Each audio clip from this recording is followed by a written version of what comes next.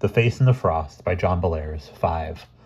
When Prospero awoke the next morning, he stared for a long time at the blinding white clouds that lay along the broken line of gabled rooftops. After a few minutes, his eyes began to hurt, so he rolled over and stared at the white blotches that danced in the black mouth of the stupidly ferocious gargoyle fireplace. He feared the day's work, and he wanted, half-consciously, to keep his mind unfocused. But as soon as he was aware of what he was doing, he shook his head, shuddered, jumped out of bed, and began mechanically gathering up his belongings, as if he were collecting firewood. After he had stuffed books, snuff-box, and tobacco box into his green bag, Prospero quickly looked around the homely little room and took his staff away from the door. As he grasped the heavy stick, the knuckles of his right hand rested momentarily against the thick wooden door, and he had an odd sensation in that instant. It seemed that the wood suddenly gave under his hand, as if some pressure from outside had suddenly been removed.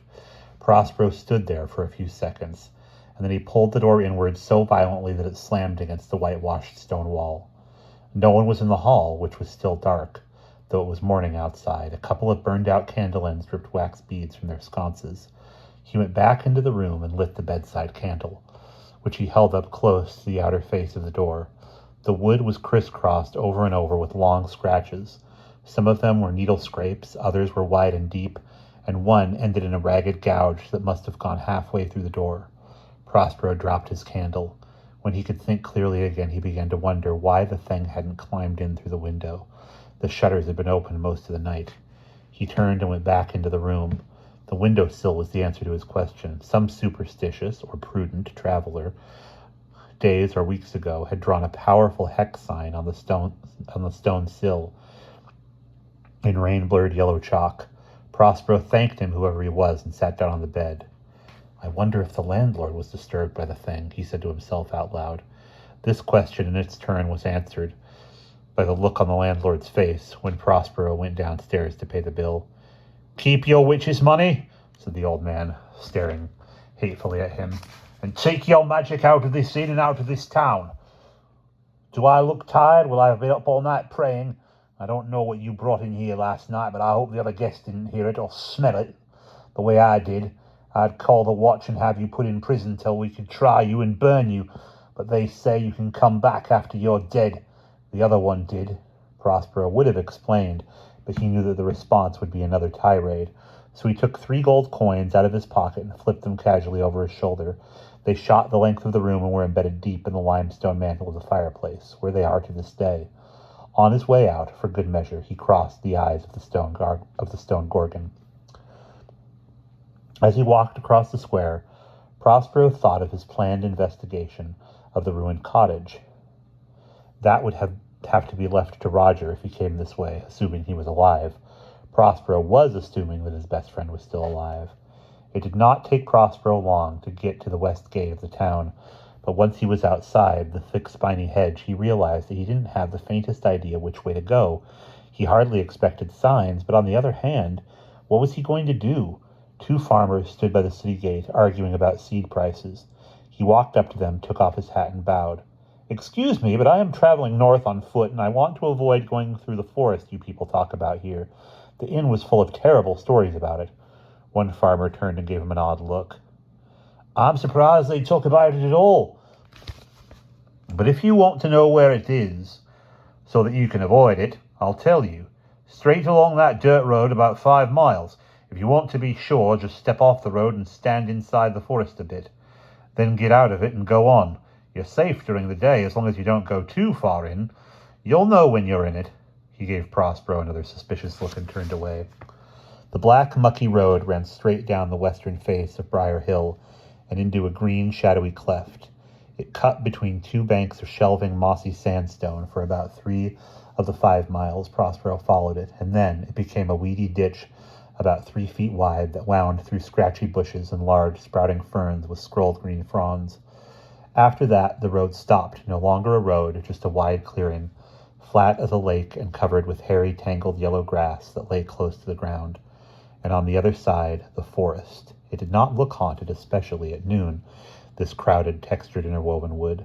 Prospero saw every shade of green, from light bleached, papery yellow-green to a dark, wet, inky green that was almost black. Willows, poplars, maples, oaks, and stubby, kinked mulberry trees. As he crossed the little clearing, he noticed that the wood, at least the part of it that he saw, was surrounded by a loose fence of closely planted wooden poles with spear blades and linked by 3 tiers of reddish iron chains. Nothing that a man might not break down in a few minutes, but it could keep something in. The gate was more impressive. 2 heavy round stone pillars, and between them a single spiked topped door of thick pine boards banded with iron. Again, like the fence, this barrier was merely symbolic, since it was fastened by an unlocked metal latch that could be lifted easily. Atop the wide pillars were 2 rain-eaten stone statues. The one on the left was a cowled monk who stood facing into the forest with upraised arms. The other statue, a naked, scrawny kneeling shape, looked out toward the glade, but its hands covered his face. Prospero looked once around him, shifted the heavy bag to his left hand, and lifted the curved latch. The door swung inward very easily and without noise. When he turned to push it shut behind him, he looked up at the protesting stone monk. The lower half of his face was broken away, leaving the hollow of the cowl and a look of blank, gap-mouthed fear. Once he was actually inside the forest, and the oiled gate was shut behind him, Prospero knew what was wrong. There are times when you feel that you hear doors slamming in the distance, voices calling your name. You see blurred things far away or close up that look like people until you focus on them. That was the trouble. The whole place seemed slightly out of focus, very slightly off.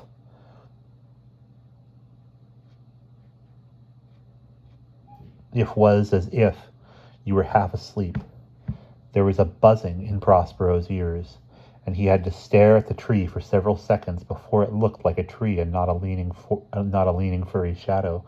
He felt very nervous, drowsily nervous, with prickling dark borders on his sight. A glass bell was ringing somewhere deep, deep in the forest. An icy green glass bell, ridged with frost, trembling on a green willow branch. Prospero shook his head to clear it of this image. The light on the forest floor, even at noon, was dim with little wavering circles and clusters here and there. The circles moved back and forth in a way that Prospero did not like. The branches shifted and did strange things just out of his line of vision.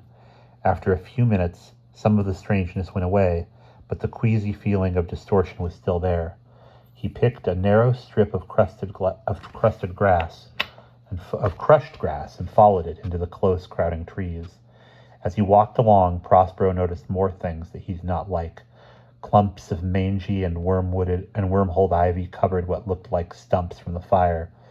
But when he tried to scrape the vines away with his staff, the whole tangled mass fell into the ground with a faint plop. There was never any stump, only a damp hole smelling sickly of rotted plants. And what the Register of Wizards revealed was true. This was the empty forest. Once or twice, Prospero stopped at a tree to look at some small speckled bug stuck in a crevice of bark. When it didn't move, he touched it lightly with his finger. The dead shell flicked away to the ground. And once he thought he saw the amber eyes of a small animal staring at him out of a hollow in the side of an old broken tree. When he went up close to look at the unwavering stare, he closed his eyes and turned away. The small animal, whatever it was, stood on its hind legs, hunched, mummified, long dead. Eyes that should have rotted had by some awful magic grown hard, like cloudy yellow marbles, and the matted hair was shrunken on the bones. Prospero walked on into the musty, leaf-green light that grew deeper and darker as he went farther on. The trees were very large for a second growth, even a 50-year-old second growth, and some looked much older than they possibly could have been. Had the whole forest really burned down? It would have taken many years for those thick pebbled humps to grow on the wide, splitting trunks. A very strange place. Then, as he was trudging along through wet, clotted leaves, staring at the shelf growths that sometimes laddered the whole north side of a tree. He looked up and found that he was at the edge of another clearing. It was a wide, sunny circle of grass, and in the middle, something white and hard caught the afternoon light. Prospero walked out to where the white shape was and found he was standing over a long, flat stone, a grave marker covered with square, chiseled letters in ragged rows. Some of the letters were filled with dirt, but the slab itself was amazingly clean. No bird droppings, no leaf stains or weather streaks. What the inscription said was this: "Under this stone we have placed the burnt body of Melicus the sorcerer. He did great wrong. May his soul lie here under this stone with his body and trouble us not." "That is a terrible curse," said Prospero, looking at the quiet branches all around him. "I hope it did not come true for his sake." Now he had to wait for dark. All the long afternoon Prospero sat there by the stone, listening in vain for some bird, some squirrel, some fat hovering bumblebee. He did not hear anything but the uneasy leaf rustling that started suddenly and built to a nervous thrashing, as though someone took a bough in his hand and shook it. Then quiet again, and he knew that when darkness finally came, he would not hear crickets. Out in this central circle, the queer vagueness of the forest was not so strong, but when Prospero looked for very long into the confusing crisscrosses of branches, he found that he had to look away, at the blank blue sky, or at the bleached grass, or at the familiar green bag that lay beside him. Night came at last, chilly and damp, but no dew beaded on the flat face of the stone. When the rough-edged half-moon began to climb to the center of the little circle of sky, Prospero got up and opened his bag. The copper hinges squeaked, and he jumped back as if he had been shocked.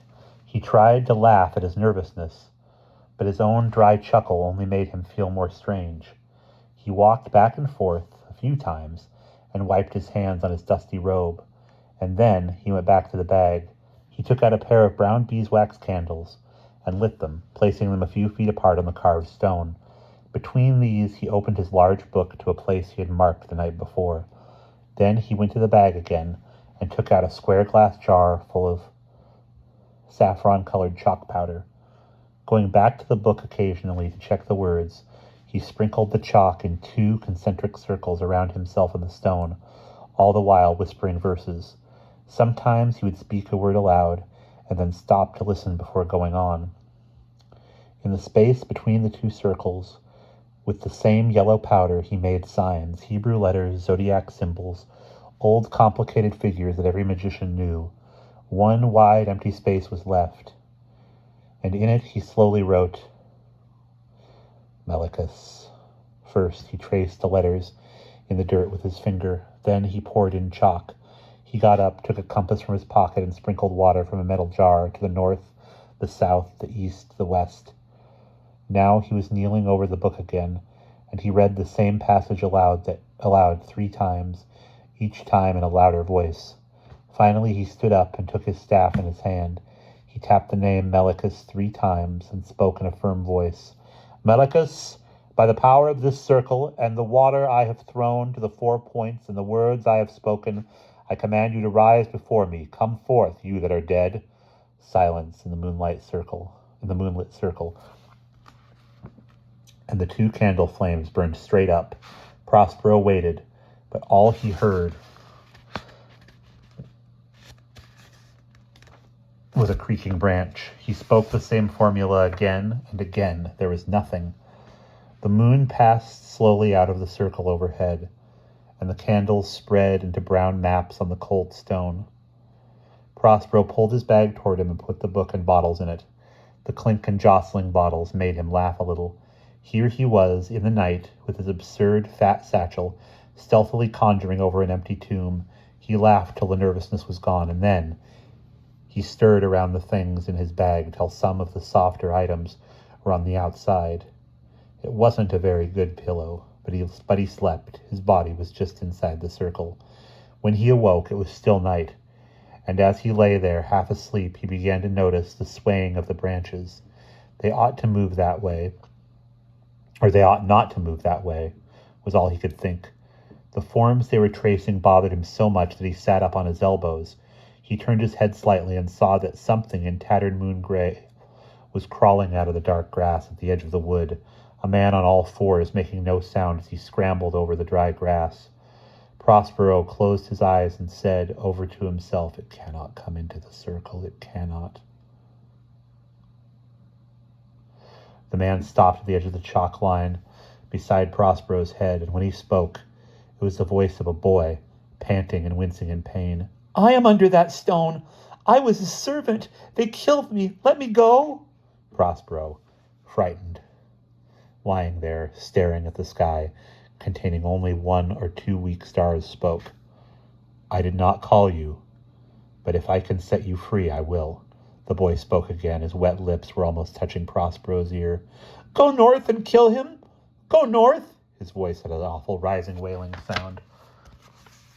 Prospero clenched his hands and sat up, looking away from the thing that crouched or floated near him.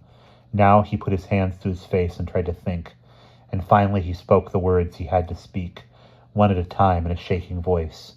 He turned his head slowly and looked at the shape, which now began to melt into the hard ground like a spreading lump of gray, dirty snow. But nothing evil left the forest. Prospero stared at the ring of trees and realized he could feel their limbs growing tense. He shook his head to get rid of the pulsing fuzziness in his eyes. Had he said the right words? He sat up straighter and then bent down over the stone, trying to read the letters by starlight. For some reason, he began to trace the letters with his fingertip, trying to imagine how they looked and how the wavering lines of square, deep-cut symbols ran. "I thought so," he said out loud, and he pounded on the stone until his hand was sore. Now he knew the reason for those ragged rows, the rise and fall of the letters, the extra spurs and flourishes the carver had put in, had knit together a curse too strong to be undone by a few mumbled words. Prospero, lying full length on the stone, painfully bent his head backward and looked at the dark sky. "I wonder what I have done," he said. "I wonder what I have done." The answer came. As he watched, something like a cloud, but too low for a cloud, moved over the circle of sky. Not even the light of those distant stars was going. It felt as though someone were sliding the lid onto a vault, and Prospero could almost hear stone grinding and sliding overhead. Now it was really dark, a shut-in, musty closet dark. He felt that if he reached out, he would touch hanging cloth, old clothes that he did not want near him. Choking, blinding, afraid even to take a breath for fear of what he might draw into his lungs, Prospero started to stumble out of the circle, moving his hands in front of him. He felt nothing there, but he sensed something slipping past his arm and trailing down his fingertips. Now he started to run, and his head hit against a tree trunk with a sickening jolt. He turned, and his left cheek was scratched all the way across by what might have been a branch. Prospero came to a shuffling stop in the leaves that smelled more strongly than ever of black-green rot. Hanging at his belt was a small quartz globe with a brass rod running through it. He unhooked it and held it up, rubbing it. For years he had used this globe. He had used it on the darkest caves, under mountains, and it had always sent out a bright orange light that made fire shadows on the rough stone walls. Now it glowed a foggy green, giving Prospero a thin, misty halo to walk in. He saw that he was in the middle of several tall, dark trunks, and that the clearing was out of sight, although it might be only a few yards away. What he wanted was a path that led back to the gate. Of course the path was not there, so he started to walk through the trees, holding the weak lamp in front of him. A vine swished down from a tree, and Prospero reached up to fend it off. His hand closed on sticky, slippery rope, and he pushed the thing away. Suddenly he saw the path. It might not have been the same one, but anyway it was there, and Prospero took it.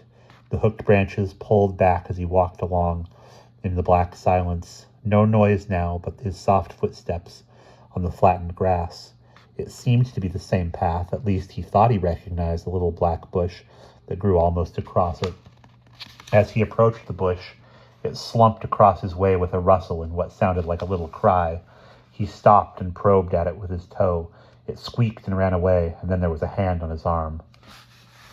A voice breathed in Prospero's ear with a wet leaf smell, and what the voice said Prospero never told anyone. He turned, and he grasped an arm, but his hand sank into mud with a center like bone. Frantically, Prospero jerked his hand away, and with his other hand he shoved the ball of quartz in this breathing man-sized form. The globe burst with a flash of chilly lightning. Prospero closed his eyes tight and began shoving mechanically at what he could no longer feel. The smell was gone, and Prospero opened his eyes to find that the forest around him was full of fireflies, the last pale magic of the vanished globe. He could see to get out, but he would have to run to make it, because the little dots of light were already going out. He ran along the path, trying not to look at the things that were going on around him. And as the last of the fireflies went out, he reached the gate. Outside the fence, the clearing lay in calm starlight. His hand was on the latch when he heard another voice, not the whispering leaf voice, but a little girl's weak cry. "Help me, I can't get out!" He turned and ran where he saw a small white blur under a willow tree, but when he clasped the child to him, her head crunched under his hand, and the whole body turned to crackling, fluttery paper. In the air, someone was laughing, and the laughter was more horrible because it was a child's, wet, gulping, and somehow harsh. It did not take long for Prospero to reach the gate again, and this time he slammed the gate open with both hands, so hard that it rebounded from the stone post. He caught it from the outside, pulled the iron ring, and the latch hooked. All the rest of the night, Prospero walked up and down in the clearing, watching the forest. It was like something seen through glass, engraved and still, like frost plants on a window pane. As soon as it was light, he got up and walked back to town. He did not care about the townspeople's hatred now. Outside the city wall was a blacksmith shop, and Prospero walked up to it calmly, like an old customer. The blacksmith looked up in fear. "Give me a hammer and chisel," said Prospero, "or I'll tie all your horseshoes in bow knots." The man gave him the tools. Prospero went back to the forest and kicked open the gate. He marched straight to the clearing where he found his hat, bag, and staff untouched in the scuffed yellow circle. With the chisel, he hacked away enough of the lettering to undo the awful curse that some local magician had made with rising and falling rows of letters. But even though he hoped, wiped out the curse, he did not want to stay in this place. And in a little while, he was on a north-running road, after he had returned his tools to the startled blacksmith. And that is the end of chapter 5.